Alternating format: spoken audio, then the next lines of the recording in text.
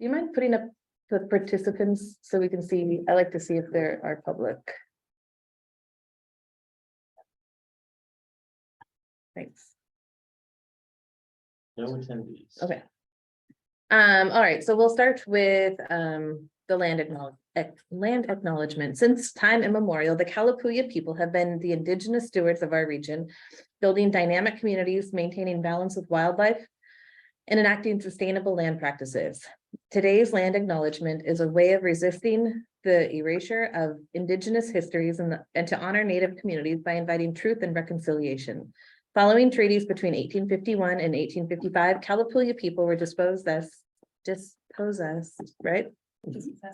Can you look at it too much? It's wrong. Kalapuya people were dispossessed of their indigenous homeland by the United States government and forcibly removed to the Coast Reservation in Western Oregon. As we consider the impacts of colonization, we also acknowledge the strength and resiliency of displaced indigenous people. The city of Eugene is built within the traditional homelands known as Kalapuya Ilihi. Kalapuya descendants are citizens of the Confederated Tribes of the Grand Ronde Community of Oregon and the Confederated Tribes of the Select Indians of Oregon. They continue to make contributions in our communities here and across the lands. We express our respect for the inherent political sovereignty of all federally recognized tribal nations and indigenous people who live in the state of Oregon and across the nation. That's over. I mean, that's done. Yeah. Anyway, agenda and materials review. We have an agenda. It was emailed out to those of us who are not here, and then we have paper copies if anyone would like them. Are there any changes that people want to make? Rick, I see you unmuted. I just did because I didn't know whether I'd be asked anything, but no, I don't have any recommendations for agenda change. Okay, so we'll just go forward with it as it is. Next is minutes approval from the March meeting.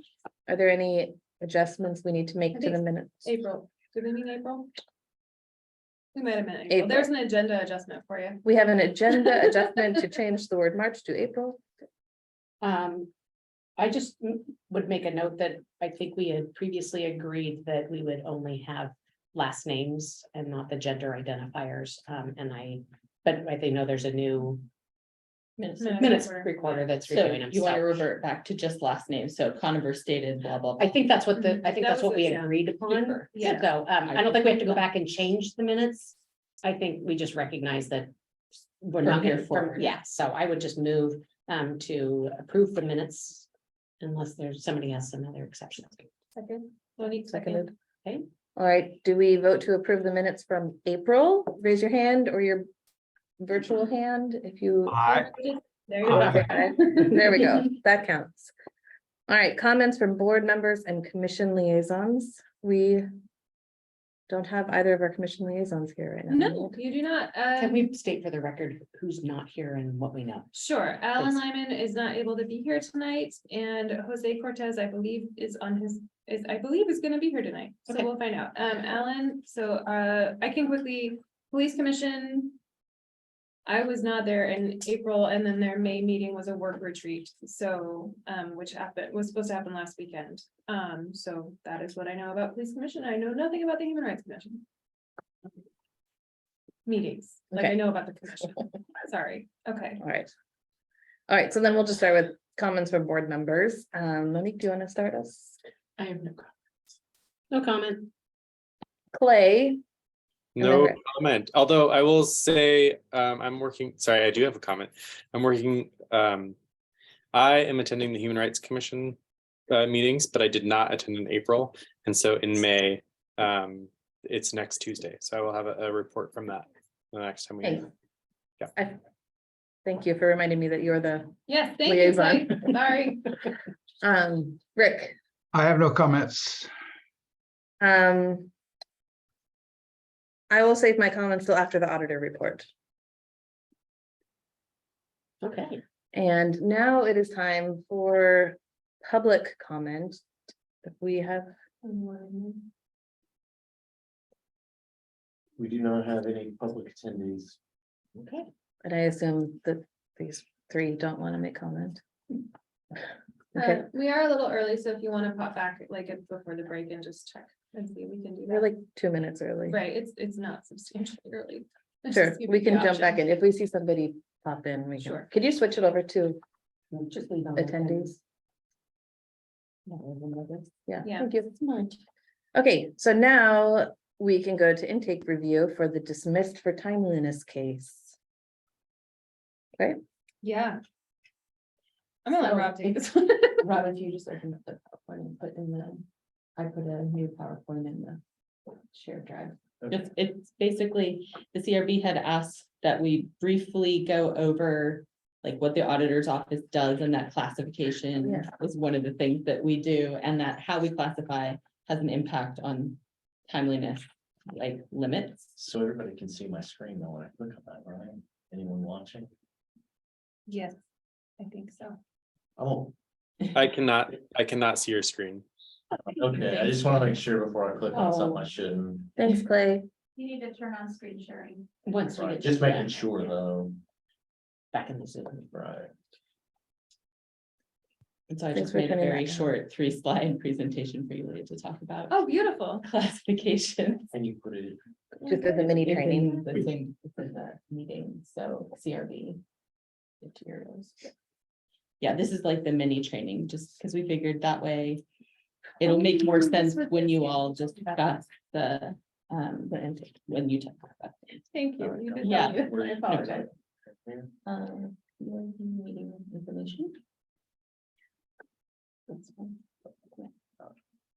And then I don't have any messages from Jose, so. Okay, that one right there. my classification and timeliness, yes. so I can get started while he's doing that. So, the core functions of in our system of the Office of the Police Auditor are complaint intake, we're the intake point for all complaints about EPD. Including internal and external. At some point, they come through us. And then we are in charge of classifying, and you all know this part well, because typically the ones you review are allegations of misconduct, which require then the full IA investigation. And everything that you typically see in a normal month. In addition to those classifications, there's also, and we'll go through it all later, but. Well, actually, I'm just gonna wait. There's a lot of different ways to classify complaints, and then, and we'll show you those on the next slide, preview. We also monitor IA investigations, so we take part in them. We are asking questions, we are doing all of those things. We talk about investigative steps and whether they're done or not. We get to assess whether they're thorough, fair, and complete. We make recommended adjudications, we make recommendations on policies and training, report out to the community. And we support you all, you fine folks. So those are sort of the functions as per charter and code, like what is set out is what we do. So our classifications, this is, yes, ma'am. Can you guys see now the online sharing, screen sharing? Rick and Clay? No, No, Thank you. Look at you with a good Let question. me see, I was supposed to be the chair, so I can take care of this. You can be No, I'm the just kidding. chair. Take my chair. Wow, power grab. I'm pretty sure that you were nominated and you yes. declined the I think I nomination. wasn't here. That's another way of doing it. So. Let us know when you can see it. I'm gonna keep Now talking that- Okay. because I think it'll be okay, but also it is nice to have a visual, but I'm just gonna keep talking.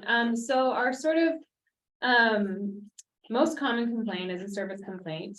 Service complaint and policy complaints are treated the same way. So basically, service complaint is minor misconduct per the city code. It's courtesy, it's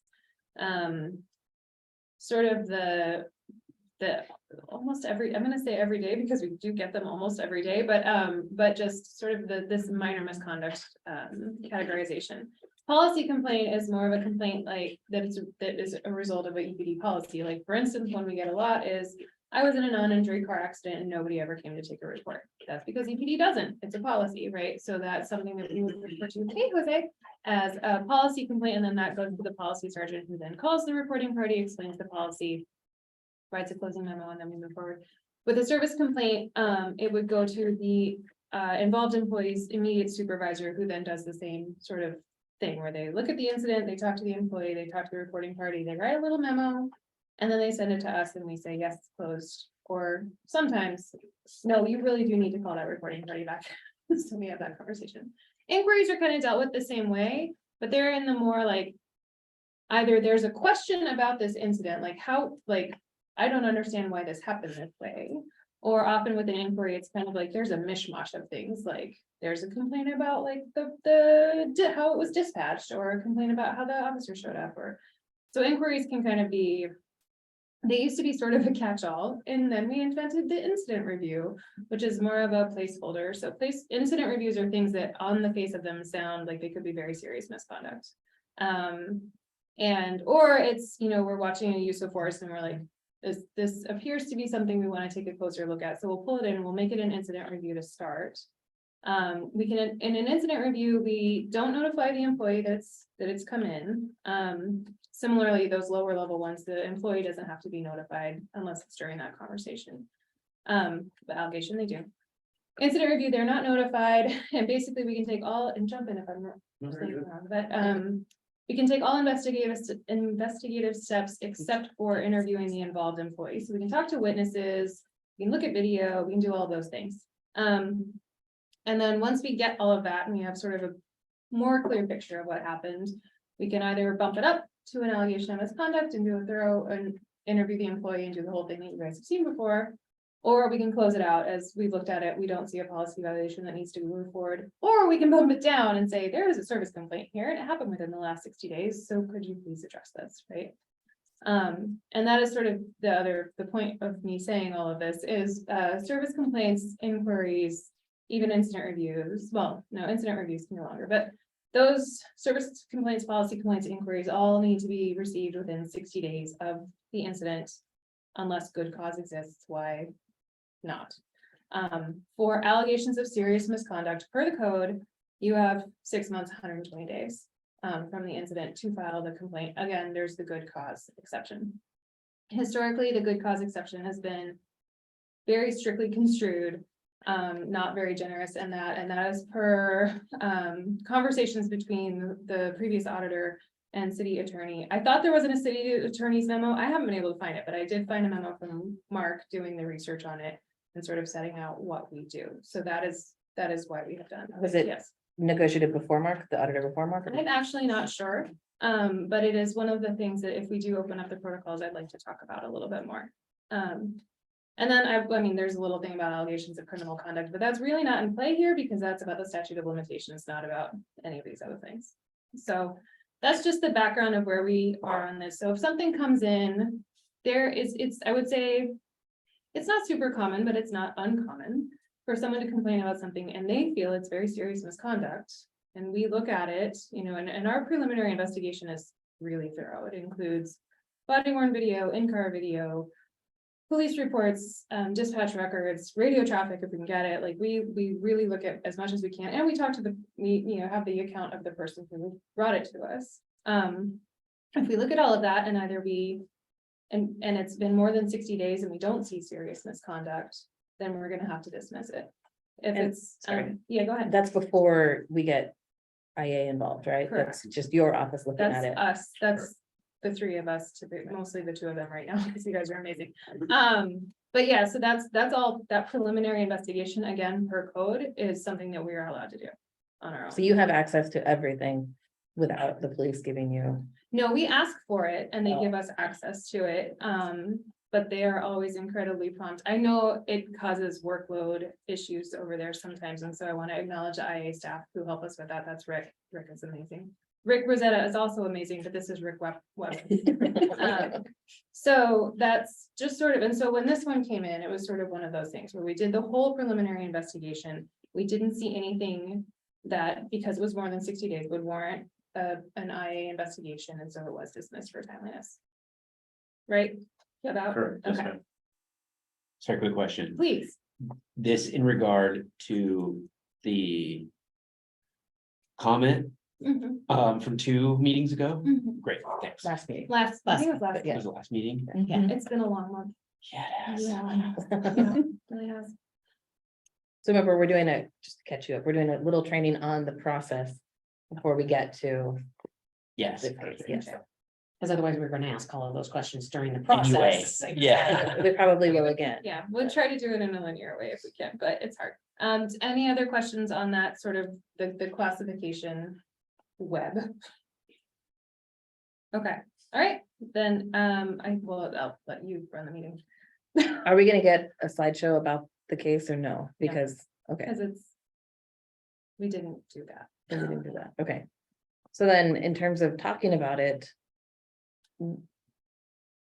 How should we talk about I it? mean, well, I can offer, historically, with a case like this, it's not a full investigation. I think it's just, does anyone have concerns about how this was handled by the Okay. auditor's office? Because that's what I want to hear. Thank frankly, you, thank is you, yes.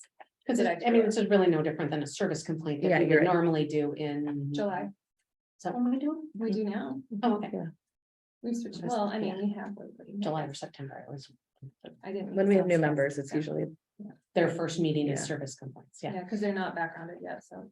sure. I have a question. Sorry, did I cut you off, Bernadette? Of course you did not, I'm sorry. it's all good. It's been a long day too. Mhm. I guess I assumed that evidence would be coming your way. I don't know what I assumed that on. Can you tell me how and what compels the Eugene Police Department to hand over information? Oh, that's code 2.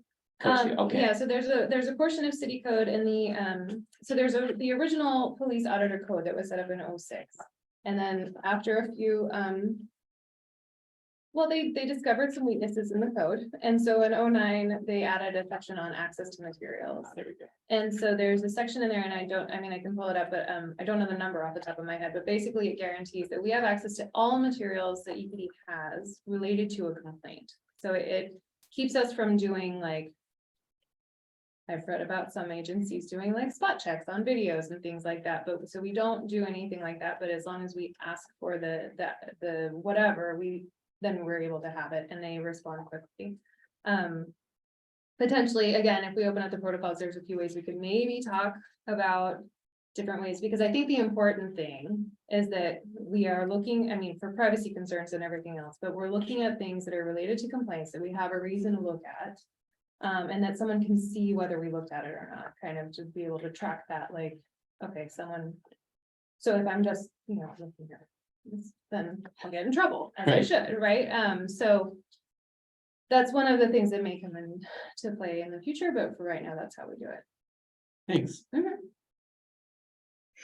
So basically, we're just going to talk about this as though it's a service complaint, Yeah, as whether we think the unknown officer that responded to talk to this young woman, who then went and complained, whether there was something lacking in what the officer, who we don't know, may or may not have done. I mean, partially, but I think it's really also about, do you think that we classified it right? by not classifying it. Oh, No, by- I mean, because it was not an allegation of misconduct, we had to dismiss it, like, I guess that's there anything- my question. Is there anything in here that indicates that it should have had more thorough investigation? Exactly, that's what I'm interested in, you can talk about whatever you want, it's your meeting. I shouldn't give you that license. Well, I mean, it's one of those things it's hard because there's so little. I mean, but there's so little because there's not a lot to talk about, to look into. Mhm. I mean, and so on first blush, from what I'm reading, there's nothing to indicate that it should be anything more than a service complaint. Unfortunately, I mean, even if we had a name and it was a service complaint in a timely fashion, I mean, somebody would have talked to the officer and, it would have followed through what happened there. And what I remember seeing in many of the service complaints is that what is alleged by the complainant reporting party is often different once you guys start looking at the videos. And so it's, for me, I don't see anything wrong with the classification. Based just on what is stated here, it's hard to know, what actually happened out there. Obviously, it's I would guess a mental health issue. I shouldn't say obviously, but I guess it's a mental health issue. That's a lot of clarifiers that probably shouldn't be in there. But I think one thing that kind of jumped out originally when the person came to the meeting and asked us to kind of look at it, and kind of piqued my interest as to maybe there should have been an exception to the 60 days, is that we were talking about a juvenile. Mhm. But yet we weren't talking about a juvenile. I mean, the warrant was through the juvenile system. But that they had to go to jail because they were no longer a juvenile. You know, it's one of those magic age things that all of a sudden we expect that everybody knows everything because they've magically become an adult at 18. And, you know, we don't. I mean, obviously, you know, everybody matures, and there's some 14-year-olds that, you know, would be very appropriate to know exactly how to make a complaint and follow through on this process, you know, and there's, you know, 25-year-olds that don't. So, you know, but just the fact that it was a juvenile kind of made me think that we should stop and look at this a little bit more. And looking at it more, I'm satisfied with what the auditor did in this process, and I don't see any reason to reclassify it and open it back up. I mean, Thank you. We'll just keep going around. So Clay and then Rick, and then we'll continue with the table. Yeah, thanks. So we did have access to the body worn video, and I watched that, and it felt like you know, from my non-professional perspective, also, I would have, I think, classified this as a service complaint, maybe, or that would be what I would look into more. But I agree with how the auditor's office handled it. I think, you know, it's really hard to watch. Someone's obviously going through a lot of stress and a lot of personal anguish in a lot of different ways. And I do think, you know, there's opportunities for communication and I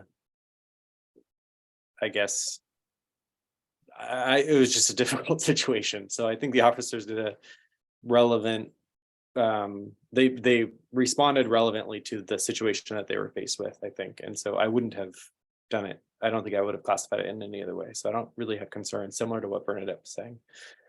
I think it's probably the right process that you pursued. That's it. Thank you. Sorry, you should say. No, thank you. Thank you. Rick, I agree with Clay. Obviously, this is a person who was under stress. On the other hand, the officers had the duty to make an arrest because it was a warrant. And so I don't see any problem with the way it was classified. I agree with all of that. I think you handled it the right way. I did have a question though about policy, kind of that came up, in terms of the food. So this person wanted their food and wanted to eat their food. And I know in the past, we've talked about how some officers will like take people to the drive-through when they're hungry. Is there like a policy about that? And would that be helpful? No, there's no policy associated to it. It's just gonna depend on a lot of factors as far as, you know, what's going on, what the call loads like, what's happening with this individual person. A lot of times if we've got victims or we've got like witnesses or something like that, we'll provide them food, and sometimes suspects too, like if we're gonna be doing a lengthy interview with them and we want to kind of get them something to eat, get them kind of calm down, that kind of stuff. But there's nothing policy related. And I think it'd be really difficult to try to craft something that would fit those parameters. Okay, so it's basically up to the discretion of the officer who's Completely. arresting them. Would you say generally if people are expressing hunger or other basic human needs that, Not my experience. met? I mean, restrooms sometimes, you know, depending upon the situation and intoxication and different things like that, you know, we have to give restroom breaks for folks, but it's not that common. to give them, Not that common that Thanks. anybody even asks. Okay. Yeah, we're pretty unusual. I can think back in my career and it's not been, I can't think of a particular incident. I'm sure it's happened, but I just not very often. I think that was my only thought. I agree that it was difficult to watch in an unfortunate situation, but I think the auditor's office handled it well. I wish that there was a more wider Yeah, definition of good cause, yeah. Agreed. Honestly. and that's it. Go ahead. Yeah. I mean, I think that I want to believe there's a way to talk about this in a way that it dignifies everybody involved.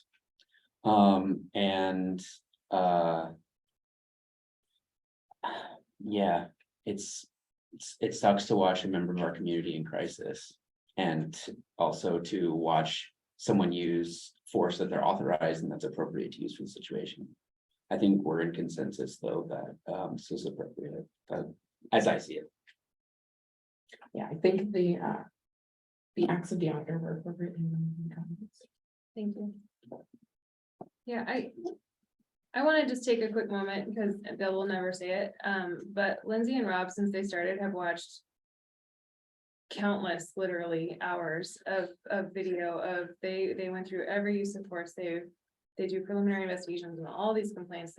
We spot check shows of force, like they watch so much video and I'm so grateful. And also it's just, I appreciate you all talking about how hard it is, because it just is. And I know when they started, especially when I was like, so we had a lot of use of force to watch, and it was like months of just watching uses of force, which is it's just hard. And I want to acknowledge it. It's like it messes with your worldview a little bit to be just watching that all the time. So we try to look at good things too, but no, just I want to acknowledge the work that you guys do to get through all of that, because it's a lot and it's traumatic. It is. So Can I clarify that they and you watch videos that have been brought to them? They don't watch just spot checking like you were saying correct, earlier. I just absolutely. wanna- So we only watch video related to complaints, uses of force, shows of force, vehicle pursuits. That's it. And you don't just jump into whatever you want. I just want to make No that one clear would for the let me. public, Like right? if I was like, hey, I saw this thing on the street, can I watch video? Like, no, they wouldn't. The police department They would wouldn't send not it let to you, me. Also, I would never ask, right? but I will. I know you would. That's why you're on the board. Okay, and I also appreciate the auditor's office being willing to let us see Of course, this in response to the comment. I think that was a good show of faith for the community to know that we can do that. Thanks. I think we so rarely get public comment about cases that I think when we can take the time to acknowledge what they're asking, what they're addressing, whether it's a full case review or a service complaint like this, I think it just serves us well, because you know, I mean, that's what we're here for, is to represent the community. And so if the community wants us to do something, I think it's just in the community, whole community's interest to see that we're responsive to it. So I appreciate that you guys were able to get everything together for us. I'm sorry, I didn't see that there were videos attached, so I didn't watch those. So thank you, everybody else, for watching that. Cool. I still see no public. And it is well beyond the time of public comment, so I think we can just take a break. Sure. A 5-minute break. So it is 6:05, we'll be back at 6:10. Okay, so we will start with you guys, I think, doing a PowerPoint, correct? That's right. Cool. Applause for Lindsay and Rob. Yay. Usually Rob. Rob does all the presentation stuff. We have a fair and equitable distribution duties. I do. I like reports. He likes presentations. So fun. All right, so let's get into our case summary. Clay and Rick can see this, yes. Clay, are we good? We can't hear you. We can see it. Thank you. Awesome, awesome, all right. I only feel- As the chair, I needed to ask. Fair enough. So we got allegations of failed adherence to laws, improper conduct, and deficient integrity. So for our summary of facts, so Officer A was off duty at the Eugene Airport and was parked in his own personal vehicle along the front airport entrance curb, a designated pickup drop-off zone. Officer A was contacted by a City of Eugene Parking Services officer. After the parking services officer spoke with Officer A, he or she contacted other drivers who were parked behind Officer A. The parking service officer returned, recontacted Officer A, standing on the passenger side of Officer A's vehicle, and issued him or her a citation. In an internal affairs interview, the parking service officer stated during the first exchange, he or she told Officer A that he or she was not allowed to wait in the was not allowed to wait in the pickup drop-off area and needed to move the vehicle. During the next exchange, parking service officer stated he or she told Officer A to move the vehicle or receive a citation. Parking service officer stated that Officer A said that he or she was not going to move the vehicle. Parking service officer printed a citation and stated he or she asked Officer A if he or she preferred the citation by hand delivery or under the vehicle's windshield. The parking service officer stated that Officer A refused to accept the citation. Parking service officer stated Officer A's behavior was pretty hostile. So the parking service officer then walked toward the front of Officer A's vehicle, and he or she, Officer A, drove away. The parking service officer stated that Officer A's vehicle nearly struck him or her. Then the parking service officer attempted to slip the citation through the partially open window on the passenger side of Officer A's vehicle. It was unsuccessful. The I investigation involved Oregon State Police and the Lane County District Attorney's Office. The Lane County DA's office reviewed the incident and declined to pursue the criminal prosecution of Officer A for reckless driving. During an IA interview, the airport security and emergency manager said no parking signs had been in place at the airport since at least 2011. Curbside parking had never been allowed, and the cell phone waiting lot was established in approximately 2017. In his or her IA interview, Officer A stated that he or she was unaware of the cell phone waiting lot, did not know that he or she could not park on the curb, and had no idea what the parking service officer's job was at the airport. Officer A stated the first time he or she became aware of any wrongdoing was when the parking service officer attempted to hand him or her a citation. Can you wait a second, Rob? In the third bullet, can I clarify that there, it said no parking signs have been in place? The no parking. So you mean like there No are parking. signs that say no parking? Yeah. Okay, Yes, because you can read it both ways, so I want to make sure that's clear. Signs designated no parking. Right. Okay. So here are the allegations. So we've got two for adherence to laws. The first one is that Officer A's driving while in the vicinity of the parking service officer did not comply with all laws and statutes, city, state, and federal. The second one for adherence to laws, Officer A did not comply with all laws and statutes, city, state, and federal, when he or she parked at the curb of the airport despite repeatedly advised to leave. Then we have conduct. Officer A's behavior with the parking service officer brought the department into disrepute and or significantly impaired the efficiency of the department. And then we have integrity. That while being interviewed by Officer B, Officer A conducted himself in a manner that compromised his or her honesty, including but not limited to stating that he or she did not know what the parking service officer was doing when he or she contacted Officer A, stating that he or she did not know he or she could not park at the curb at the airport, and or stating that his or her window was closed and he or she could not hear the parking service officer when that was not true. So then we have the four categories: auditor, chain of command, and the chief sustain, all in agreement, all four allegations. And then we have the complaint intake classification monitoring. So it's an externally generated complaint by the parking service officer. And then it's classified for the adherence to laws, conduct, integrity. And then there are the relevant sections in the palm. And then there are the materials. Rob, can I just interrupt real quick? Because I'm realizing that we're recording this and the slides haven't advanced, which is fine for me because and maybe Rick feels the same, but for reviewers potentially, if they watch the video, it might You be. can play. I don't know. Are you screen sharing? Do you have the first slide open of the PowerPoint, but not screen sharing through Zoom? I'm screen sharing through the OWL, which when we did this 3 meetings ago, the first time, I was doing it through Zoom, which created all kinds of problems, and this has worked well the last two. So which slide can you see, Clay? We just see the very first side, CRB case summary. So it hasn't advanced from the beginning. Let me stop it and bring it back up again. Okay. This worked before, but Thank you for letting us, what? Can you see if we have any attendees? We don't, or I cannot. We But don't, but it's for the recorded. future, Yeah. the recording Right. won't show us Yeah. advancing through the slides. but then, We could but it include the also, PowerPoint with the minutes or That's what I something was to gonna say. supplement the material. And they are. That's a good idea.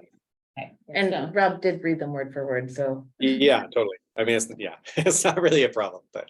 Thank you, I, yeah. I won't torture you and read it again, but let me try to share it one more time. I closed it all out and brought it back up.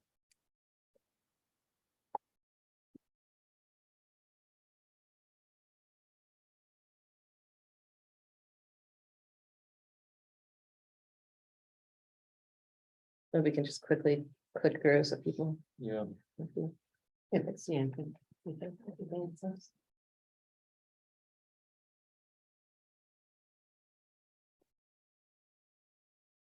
Hey Clay, just narrate what you see. Yeah, I had trouble getting internet connectivity when we first started, so maybe that's an issue. Okay, slide 2. No, we just see the first slide. I think we deal with this at the university a lot too, because I have tons of hybrid presentations, and it's something with Zoom, PowerPoint, and presenter view. So, maybe it's not something to figure out right now. That's fine. We'll should- troubleshoot. The sad part, and since you're not here, you can't see it, but I actually updated the picture on the last slide. Oh, no. I wonder if you don't have it in the slideshow view, you might just click different slides like on the left toolbar and see if that works. But it's also no big deal. We can just put it back up when we get to the point where we're. Talking Voting. about- Yeah, Yeah. so get out of the presenter view. To escape. Escape.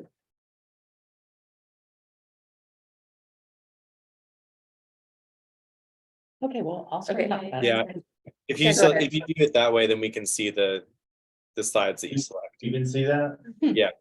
Interesting. Okay, I'll flip through them really quick. Do you want to start? Complaint, oh, sure, complaint intake, classification and monitoring. I just had a couple questions that I didn't see. At what point? I mean, obviously, the officer at the airport recognized the officer in the truck as an officer, Officer B recognized Officer A. correct? It was that the first point that it was recognized that this was a Eugene police officer, or did the parking enforcement officer? I don't think that the parking enforcement, I think that is correct. Okay, because I didn't see that question asked at all, so it was very clear, Officer B. Pretty early on recognized Officer A, but I couldn't tell whether or not that was ever talked to the parking enforcement officer. And the parking enforcement officer uniform, the bright green, is the same as what parking enforcement wears throughout the city? That's a very good question. I don't believe so. No, I think they have a different one out there because they're on foot. Okay, So they have the OSHA approved colors. right, because, They're walking and they versus might be in a crosswalk when a car is coming. possibility. Okay, yeah, right. Yeah, so I always have to remember that when I'm reading these and listening to the excellent questioning by internal affairs, that they really are asking questions to understand the whole situation, as opposed to get somebody in trouble. You know, they're not asking the questions to prove a case, which is different than, when they stop somebody for running a red light, for instance. It's like they're asking questions to see what they saw, what they did, those sorts of things. But in this case, it's like they're not trying to get you, which sometimes is frustrating to me because I want that one more question to be asked. But I also have to recognize that's, what I don't want it to be a gotcha, because I don't think that's what this process is supposed to be about. But I sometimes want to go down that path. And so I think I think like usual, it's well done in that it's asking to really understand and clarify. And so I think the intake and classification was well done. And the monitoring, it was a long time from the day it happened, but I also recognize the bringing the state police in is what probably slowed down the process the most. So that's all. Clay? Yeah, I guess I was wondering about if there were other classifications that were considered, and if you sideswipe to those, and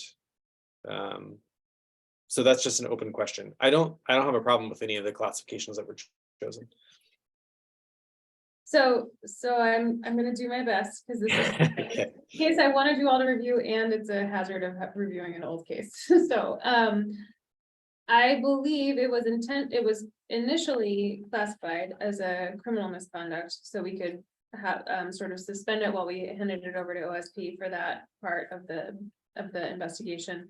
And then once it came back, it went straight to the administrative, allegation of misconduct. Is that what you're asking, or are you asking about like the allegations that I listed? I think that helps, and I was asking about allegations that are listed, but I don't remember what I considered as far as allegations. listed. yeah, that's a long But- time ago, no problem. Yeah, no, but I, that's one of the things I like hearing from you all is what issues you noticed that maybe I didn't peg. Do you have something in mind, Clay, that? you I don't, would've- no, it's like a squirrely situation. It's like not I don't know. I mean, I'm maybe getting into beyond just this particular category of responses that we're supposed to have, but it's like not a huge deal what happened, but it is a huge deal because of the classification that it received, truthfulness and like criminal, like there's a criminal component, it's like, it's kind of a big sustaining these allegations is a big deal. And so I wondered if there had been a process of questioning what level of intensity of allegations you were considering. And I don't disagree with what was chosen. I just am curious about that because of just the severity of the incident versus the severity of the outcome. Yeah, I think maybe I can have a better discussion on that point now, but no, I think whenever we're putting any allegations down, there's usually a fair amount of discussion. I would say amongst our office, but at the time it was just me. And command staff and IA of what do we really have here? What are we really concerned about here? And ultimately it's the auditor's decision, but I am someone who likes to bounce ideas off of people and collaborate. So that's typically what we end up doing. But I do end up being the one who writes the allegations. And so in this one, it was the adherence to laws ones, it felt serious, and also the behavior felt like a violation of the law, so I wanted to go there. And then obviously conduct just that one just felt appropriate. And then the integrity one is always one that I wrestle with. And I think that part of it is also that the policy is kind of like the integrity policy is kind of vague, and the untruthfulness policy is just tough. And so in this one, it felt more right to do integrity. And I know that sounds a little silly, but it is really it's an art, not a science. But just it felt more like of a overall lack of integrity in that conversation rather than necessarily pinning down like you were untruthful here and you were untruthful here. So I don't know. That's what I best recall about my thought process. Yeah, that makes sense to me.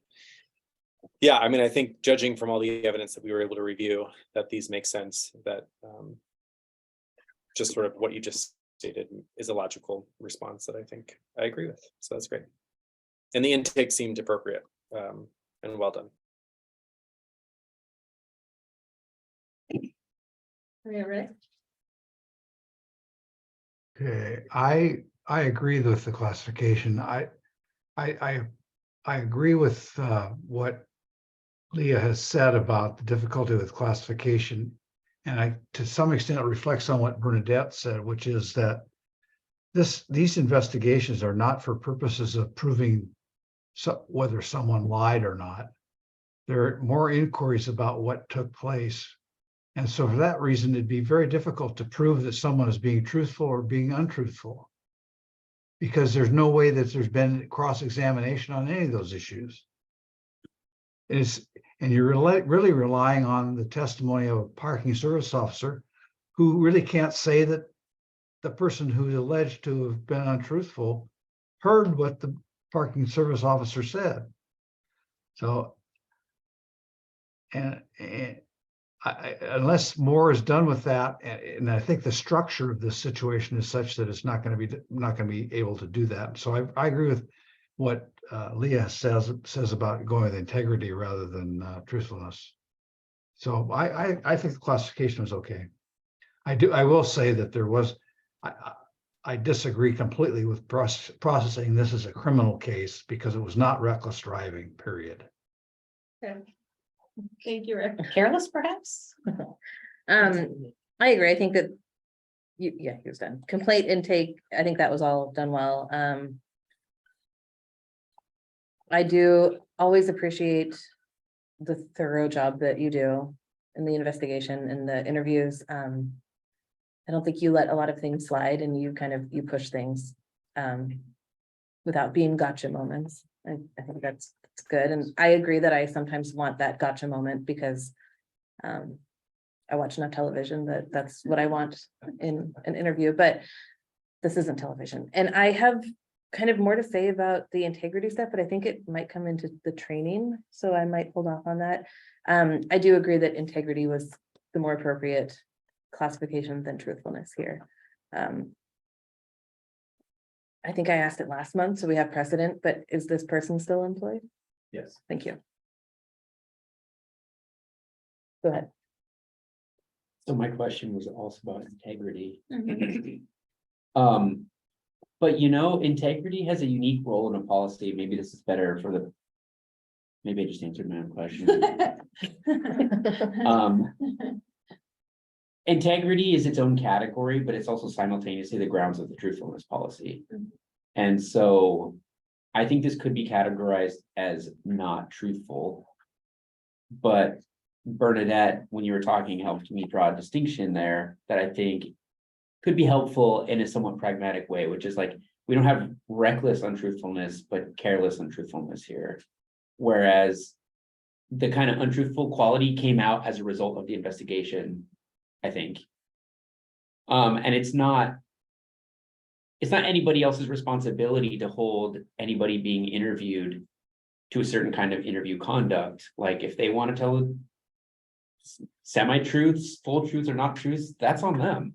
And if it comes out on the record, then, you know, it's there. I also, think that I just have to laugh. Like I'm looking at the reporting officer narrative. And in this reckless driving citation, it says that the victim is society. And I don't know, when it's personified that way, I just kind of laugh a little bit like, yes. But I don't know, I think that helps me think about this sometimes, the difference between reckless and careless and truthfulness, maybe. I don't know. But after hearing you talk about it, it makes sense to me that it seems like as you go from linearly in the policy, it goes from less severe to like instantly more severe. So that it seems appropriate. So I'm not sure as Rick that this wasn't reckless driving. I think as the IAMM pointed out that the state police, for whatever reason, decided to disregard the fact that the reporting party left the sidewalk before the officer started driving. That was reckless, it was dangerous. And so with classification, I really appreciated how you, with the adherence to law thing, it wasn't just the parking issue, but it was that he could have potentially violated that law, the reckless driving law. And then like Carolyn said, I appreciate how you're very thorough and you don't let anything slide. And I appreciate the IA process, like the interview is usually really good. I thought the interview was really good this time.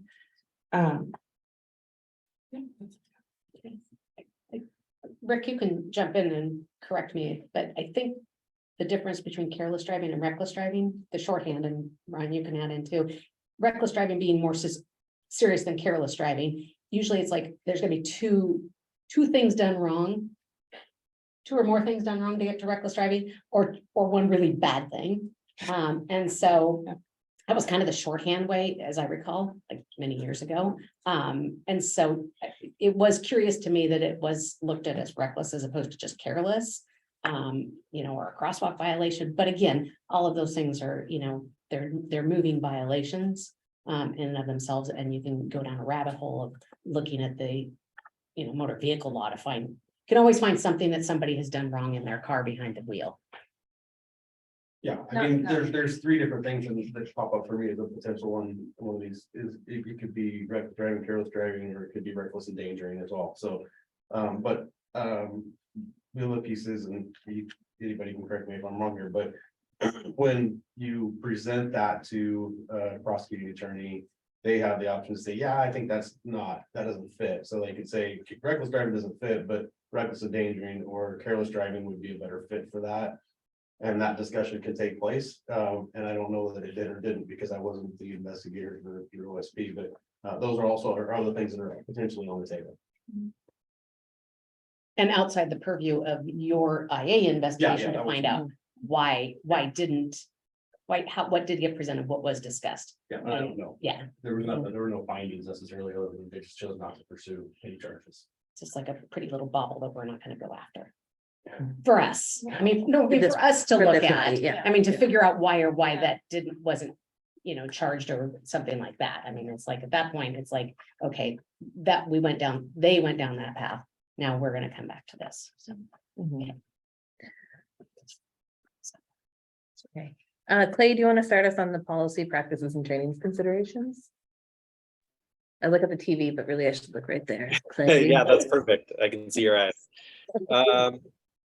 Yeah, it's just like, I don't fly that often. So I don't think there needs to be training for this person to understand that there's a rule that you aren't supposed to stop for a long time at the curb at the airport.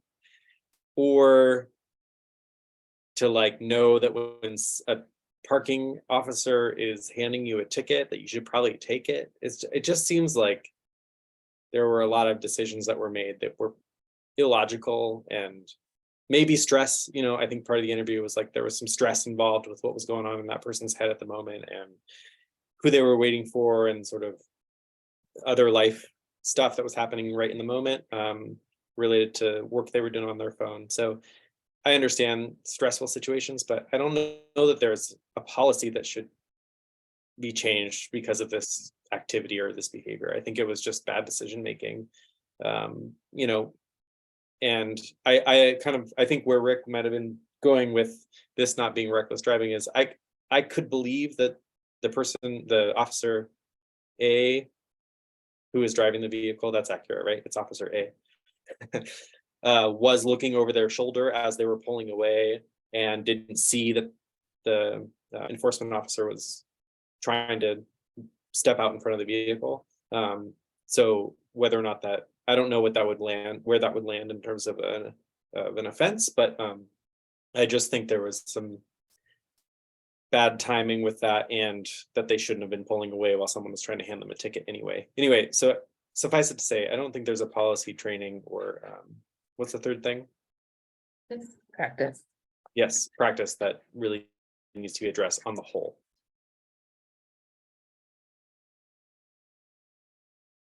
I agree with Clay to the extent that I don't see any problem here that could be solved with additional training. I think that there were a number of things that came together at the same time that caused this situation.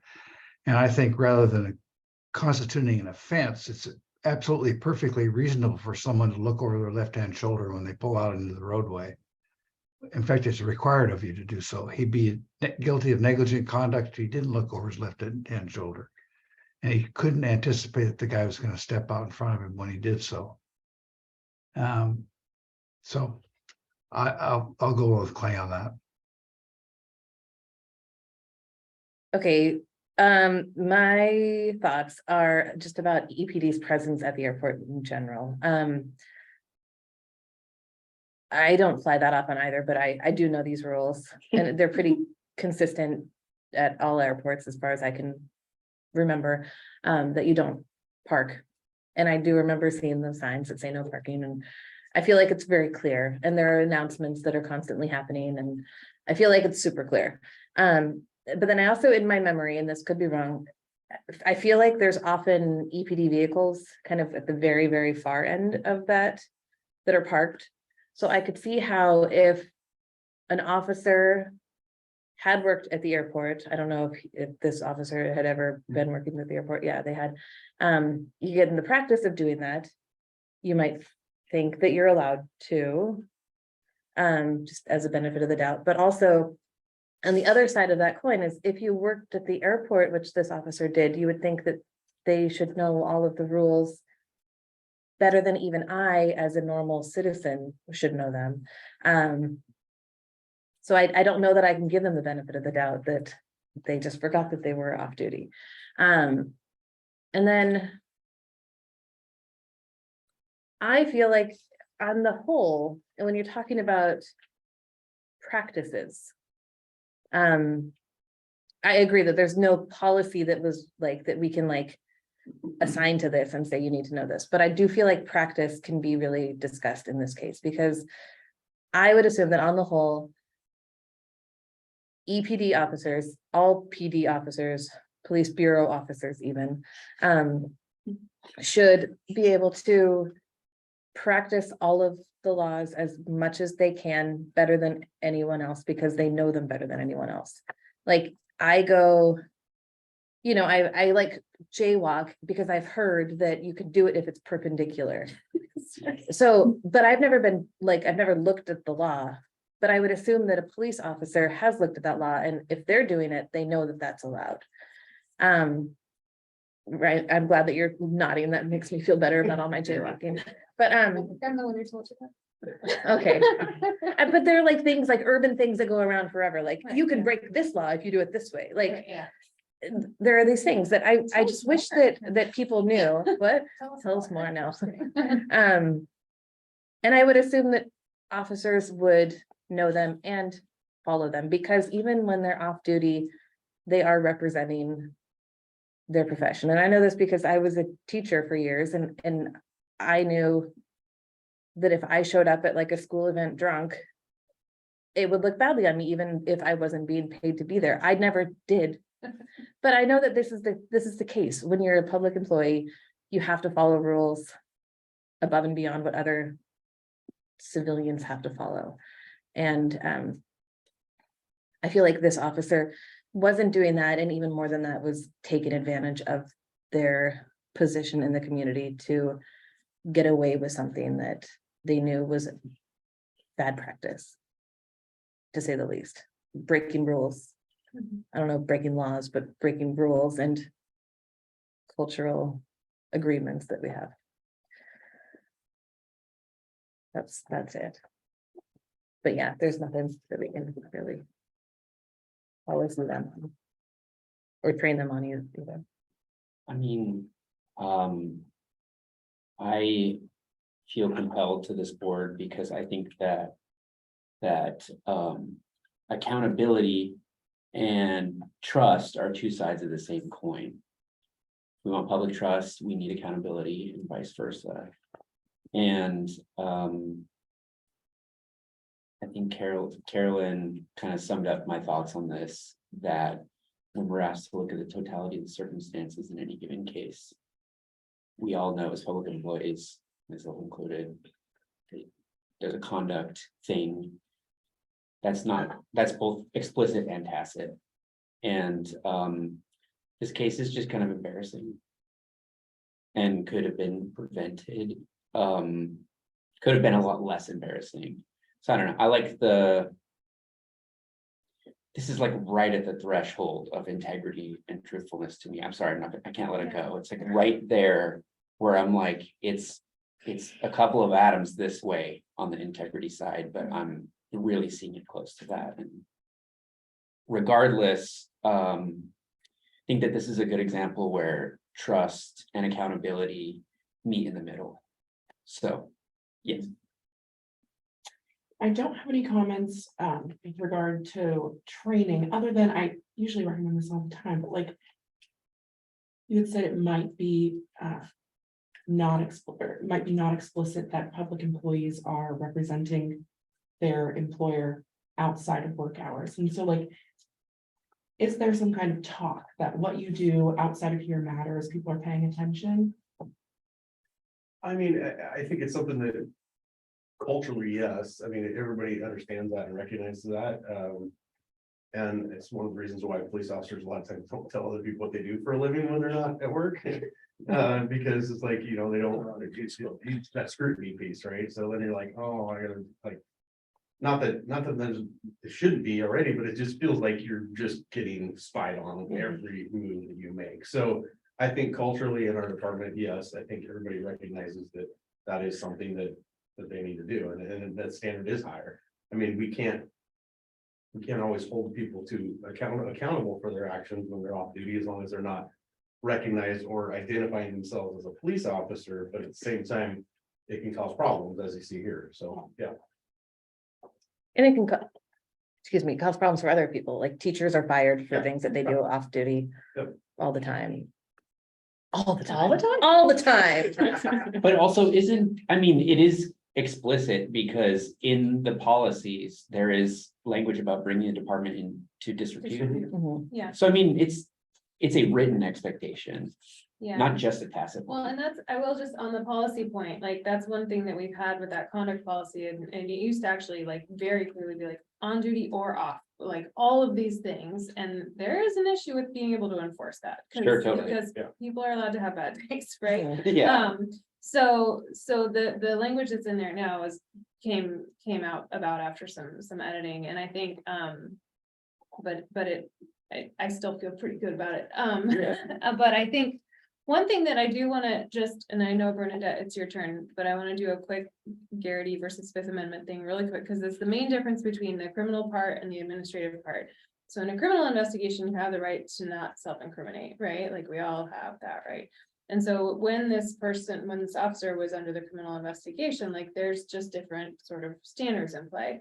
When they come in and talk to Ryan, there is a Garrity warning, which is basically, we call it reverse Miranda, where it's, you don't have the right to remain silent. You have to answer questions because you're being compelled to answer them by your chain of command, basically. Chief. essentially, Right. Yeah, so I act as an agent of the chief and say, you will answer my questions. If you don't, Yeah, then they so can be held in support. so does silence count as, silence is not okay. No. They will be, we have had that happen before where someone refused to answer questions, so we then drew up insubordination okay, yeah, allegations, and then that person was, well, something happened that I don't get to talk about. Sure. So, and then, but so they do have to answer, and you also do have to be truthful. Because because that's the other standard, right? So I think with administrative, like, and that's something that we'll talk about, like, when we do shooting investigations and things like that, like, they're just, it's a very different set of worlds between what rights you have in a criminal investigation and how very few rights you have.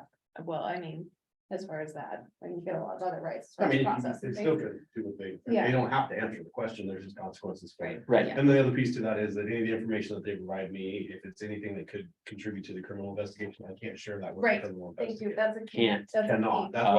why we have the Garrity warning, so that like they're being compelled to give up all of their rights, and so therefore what they say or what they state, I can't go back to the prosecutor and go, oh, I learned this in my interview. Yeah, gotcha. which is Yeah. another reason why we tend to do the criminal first. Because we want that to be sort of taken care of, because, yeah. Does that make sense? That's helpful, Okay. yeah, All right. thanks. I don't know if Monique had finished, so. I wanna I'm so make sorry. sure. Did I I cut you mean, off too? I'm- I'm so sorry. I'm pretty much done. I think practice wise, I appreciated the chief's letter at the end. I was surprised to read that.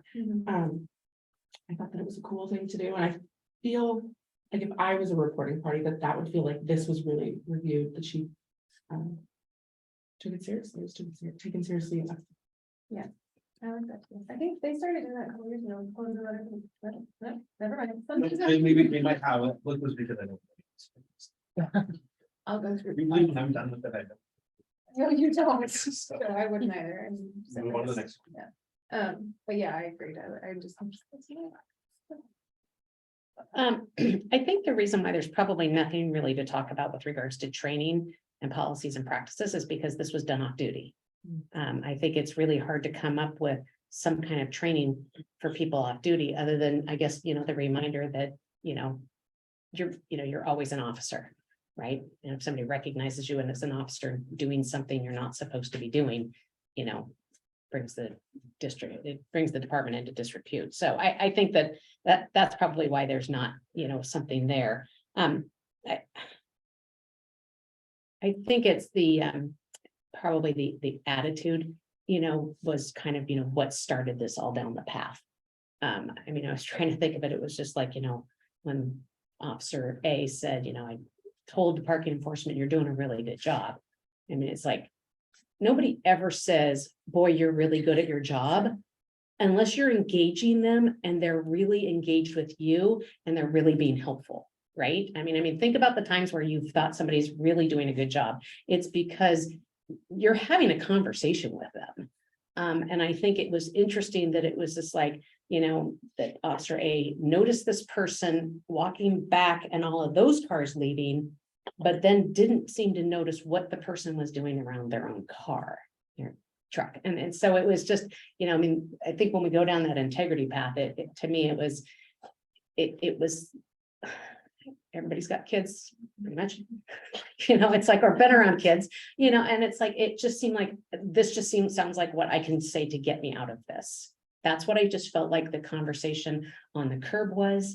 And then that just continued to just go down that path during the interview process. And it's really hard to have a conversation with a 6-7-year-old who just doesn't want to get in trouble. And that's what I came away with as I was listening and watching these videos is, right back into an elementary school of, what can I say that will keep me from getting in more trouble? What's plausible? What will serve me? And that's where, sorry, that's not really on the training, but the truthfulness, integrity starts to come from is, it's like be impeccable with your words. And I don't think this was impeccable with their words. So I guess we're going on to adjudication. I think so. Rick, wait, how do we do this? Everybody sustained. Everybody said. So we will go around and we say if we agree that they were all, should we just go all? Or should I we, would say, yeah. all of this. Or unless you have a comment about something. Yeah, if you'd like, 6:49. right, if you'd like to speak about one of the allegations, this is your chance to do that and then say whether or not you agree. Is that clear? Rick, can you start us off, please? Rick, can you start us? I can figure out how to turn it on. Yeah, okay. I'll go along with what was decided by the chain of command. I thought that it was pretty clear during the interview of the Officer A that there was a little bit too much advocacy involved and not enough answering of questions. That was my problem. It seemed like there was a lot of defensiveness there that was not necessary. All the person had to do is just answer the questions rather than advocate and make arguments. And that led me to believe that there was an integrity issue. That was the big issue for me. I think I could defend this guy or this person on any particular of the charges if we had a factual setting that the person answered the questions and the other side made their arguments. I know I could defend a reckless driving charge easily because he didn't have an I don't care attitude at the time he pulled away from the lot or from the curb rather. It seems to me he was looking over his left shoulder to see whether traffic was clear and the guy jumped out in front of him. That to me was not an issue. I do have a problem with how it was handled. And I agree with Bernadette that it was probably pretty apparent what the guy was doing around the back of the vehicle, writing down license numbers and those types of things. I mean, the person had probably written multiple tickets in his or her lifetime. And so that had to be the process that was undergone. So I'll go along with the chain of command. I also agree that they all should be sustained. Yes, Sustained. I agree with each of the adjudications. yes. I agree with what Rick is saying as well. I think from the interview, you hit it on the head when you said advocacy, not answering the questions, and then getting argumentative. I think, that was pretty much what kind of, sealed this. I think I could still probably charge him with reckless driving because just to get a thorn in Rick's side, because while you look over your left shoulder to see if anybody's coming, you're still responsible to make sure there's nobody in front of you, right? I mean, because if this had been a child, running to their daddy across the street at the airport because they just got off the plane. I mean, it's like, we're fortunate that this was a parking enforcement officer looking at what they were doing, as opposed to somebody just walking out on their cell phone in a crosswalk. And the person in the car just decides to look over their left shoulder and start driving forward. I mean, your eyes are supposed to be forward when you're driving forward. It can be backwards when you're backing up. Can we do a mock trial with you? So fun. Rick would probably still beat me because the standard of proof is pretty high, but I would take that challenge. So Clay, it's up to you. I agree with all the findings. Okay, Case closed, I'm excited for the June meeting. Yeah. I'm kidding, the trial. the mock trial in Yeah. June. oh, yeah, I'm kidding. Thank you, everybody. And Alright. I mean, just quick, like it, obviously an older case, but sort of one of the wave of things that got closed when I was alone. And well, I think it got closed because I had help, so thank you. But just, there's a couple of these that were important that stuck out in my brain, and I'm glad that we're getting a chance to air them out now, so thank you for doing that. I also know that this isn't on the surface the most exciting case, but I also think that integrity is a very important thing to dig into. So even though it's not a use of force, and I know it's not. But given the truthfulness ones that we had a couple of months ago and the chief's very strong reluctance to not, pursue that allegation, I was pleasantly surprised in this case, because I mean, in those cases, it was truthfulness related to their job. So I just find it interesting that it's like, here we are on something done off duty. Now, all of a sudden, the integrity / truthfulness is the one that the chief chooses to go forward with. Mhm. Kind of an interesting aside. Yeah. Yeah. That's why we chose it. Yeah, Yeah, yeah, that's and what I I think presenting the people of Eugene with an array of cases that are different and not just like splitting of hairs different. Is helpful in bringing some transparency to how the chief is thinking. And even if it's not like, here's how I'm thinking, we can learn something from how they're responding to this, so. I think we all know the chief is a he. Okay. I know, yeah, that's good. Good practice. Okay, auditor reports. Appreciate that. So I sent you all the April and May, I think, auditors report. I may have sent you the April one before I went on. April's a blur. It just was. So as you can see, we have about 113 complaints as of the close of April. Just actually exactly the same as this time last year. How many did you say? 113. We also reviewed 36 uses of force. And like I said before, that's every use of force is a pretty thorough review. There were 78 reportable shows of force, so we mostly do a lighter review of those, unless there's something that sort of stands out as like, I think we should take a look at this. Just for prioritization, we gotta figure something out. Interestingly enough, so far this year, there have already been 9 vehicle pursuits, so we're also taking a look at those. I think that has to do with the change in policy. So we're looking at a couple different ways to do analysis on that and on those, I guess. And you'll hear more. Another issue that I can't remember if I put this in the auditor's report, but we're seeing, yes, I did, an increase in questionable entries, questionable seizures of property, things like that. So it's one of those things that for a long time, when I first started, we had a whole lot of inappropriate entries. And then it went down over time. And then as like a couple months ago, I was like, we're getting a lot of these again. So so we looked and we were getting a fair number. So we're gonna do some more analysis on that as well. And try to see, my hunch is that it's associated with younger officers. It's search and seizure is a difficult issue. It changes a lot over time with case law. But the basics basically stay the same, but they are hard to get all of the exceptions straight. It's a lot to keep straight in your head. So that's my instinct, but I will see if I'm right or not. You can, we can place a bet on it or something. Don't gamble. So let's see, in November of last year, I started with the ERC to direct appoint Rob and Lindsay from limited duration to permanent. And I was informed last week that they should get offer letters to me this week. So I'm hoping that that gets taken care of. Yay. Also, first of all, Yes. yay. Also, this awesome team got the annual report finished over the weekend, so I emailed it to council Sunday. And then we also finished your CRV annual report. Bye. Thanks. Thank you. So, and that is basically a letter from the chair, vice chair, and then a sum up of all your cases. So I was gonna send it to all of you to be like, hey, this is what you did.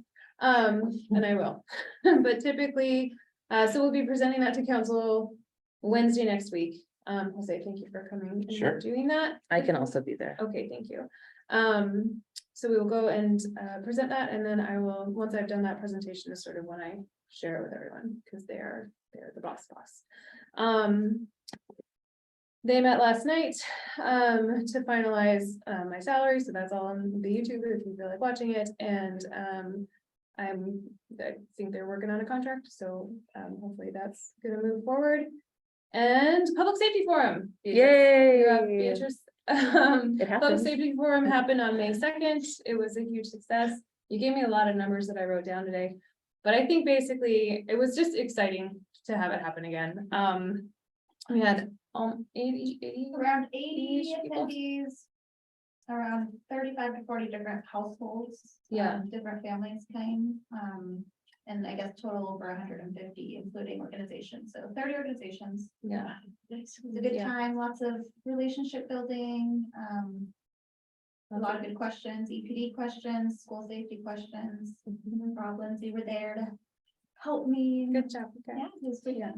Yeah, Mayor Venice does a like a welcome, and then Chief Skinner is one of the panelists, and they answer questions. Well, not the mayor, Chief answers questions with a translator present. And so it's a really great event, and it's on Facebook Live. So if you want to watch it and see some of it, you can.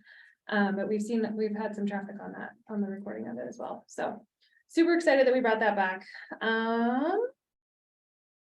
I think that is just about it. To make sure. Yeah, I think so. Do you guys have any questions? So you briefly touched on what the council has done, was it yesterday? with Mhm. regard- Yeah. Can you expand a little bit?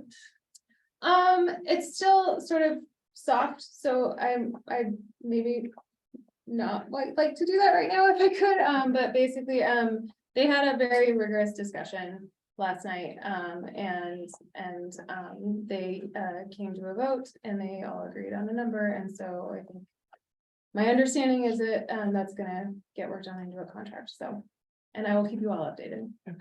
But you're welcome to watch it. I would encourage I was it. gonna say, I'm going to. And the agenda also was interesting from that meeting, I would say. Anyhow, closing comments, I would like to start with talking about my appreciation for the team, the office. I know that the Eugene Independent Auditor's Office is unique in the way that you have such a high number of allegations that you look at each year, 113 so far this year, and it's May. And I know that you watch all intake. I mean, we talked about this. You guys watch more than a lot of independent auditors offices do. And I think that that is a huge workload, and I appreciate the time and energy you all take on that. I know that having the CRB also adds to your workload, and I think that that's not something that should be dismissed. I know a lot of independent auditors don't have the sort of body that we have. So the CRB provides a lot of transparency to the community, but we also provide a lot of extra work to the auditor's office in getting these meetings ready and supporting us and answering enjoyment. and answering all of our questions along the way. I know I'm really glad that you guys are getting permanent status.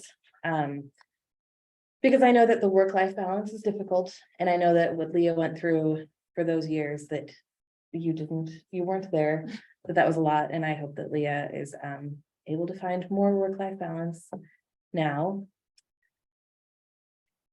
And I think that this office is wonderful, but I think that we should also pay attention to the fact that what you all do in your office doesn't line up directly with every other independent auditors in the country, and that it makes me very glad that we live in a community that is held up as a shining example of how the oversight system can work. And we are lucky to have the best auditor in the country sitting at this table, You're here. Yeah, and the best associate Heck, yes. auditors you're in here. this country, Thank you. and support staff also. You're here. And So, Vicky. Yeah, Yes. thank you for the kind words, and Leah had very nice words to say earlier too. I appreciate it. It's a pleasure working with you, working for you, so Thanks. thank you. That's my closing comment. Yeah, mine was that, there's a lot of shame that's justified with civic institutions in our communities right now. And like emphasis on justified. But this is a civic institution that I have pride in and I believe in. Especially since one of the first cases that I reviewed was, I think back, what was it, November, when we reviewed the cases of the protests in Eugene. That was, we've come a long way from then. Yeah, I just have a lot of like civic pride in a time where that's not a good look. Or necessarily, in some regards. And our institutions are as good as the people that make them, so. We have good people because, yeah, thank you. I hope to hear news that, we are valuing in terms of money, the work that's being done here. Yeah, I think that's important, for council to. For lack of a better word, put the money where their mouth, or wherever, however it works. But to actually demonstrate an investment in this process that they, I think they themselves perhaps are proud of. I would say that. I also have pride in this office. I am confident in the institution that we have. And I'm grateful to be part of it. I just want to, yes, pile on with everybody else that you guys are great and she's great. And I was on this board when it was really dysfunctional, the auditor system. I mean, it was still growing, it was still trying to work things out. The interim auditor that was here before Mark was doing some, I mean, shady is about the only word that I could come up with. I mean, it was giving case books to an attorney in town. About, there might have been a potential lawsuit on behalf of a reporting party. And so, it's like, that's what I walked into. And then, Mark was hired, and then I was on the interview panel with Leah, and it's like, to see this office grow was not just growing because Mark, had, years of experience in, public sector work. He was growing because he had Leah and Vicky to help him. And so now Leah is continuing that, that growth that she has had since starting in the auditor's office as a deputy auditor, and has grown, exponentially into the role. I mean, it's just like, when Mark left in the middle of a pandemic, and she took over alone with nobody to help her. I mean, it's just like, I don't think anybody can fault anything that she did in that time. And then bringing on Rob and Lindsay, has been great. And yes, there is a lot of work for us to do. And yes, there's a lot of work for them to do to get it for us to be able to do our work. And so I think, the city of Eugene it has a bargain, no matter what they're paying, because of the amount of volunteer hours that we put in that they don't pay for. Although it's a really good system that we have here. And I would hate to see anything cause the system to get derailed because they're not valuing the people that we have. That they're valuing something that we had over what something we have. So, anyway, I'm looking forward to going back and watching what was discussed yesterday at the city council meeting and following up with members if necessary. So, Clay, I'll turn it over to you. I also really appreciate the work that you all are doing. I think it's hard work. I think it deserves to be valued in our community. I think it's collaborative with the police, and I'm appreciative of all the work that you bring to us as a board of volunteers so that we can do our job well. So it's tough, as you mentioned, reviewing hours and hours of video of incidents, just as tough as it is for those incidents to occur and for the police to have to deal with them and citizens have to deal with them. It's also tough to review them again and sort of look at all of the things that are happening in our community that are tough to watch. So I really appreciate the work you're doing, and have read through that agenda item yesterday and feel like there's lots of factual basis for moving forward in the direction that I hope we will move forward in. So thanks.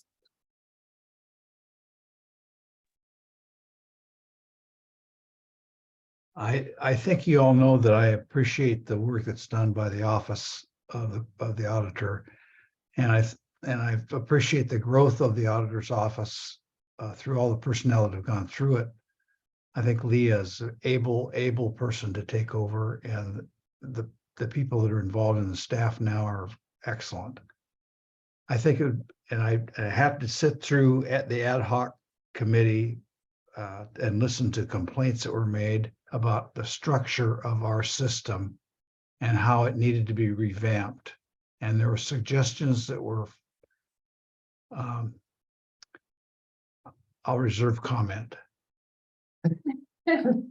I did a lot of research on the system, and including lots of law review articles and lots of articles written by police auditors across the country. And for some reason, Eugene struck it rich when it put together the system that they did.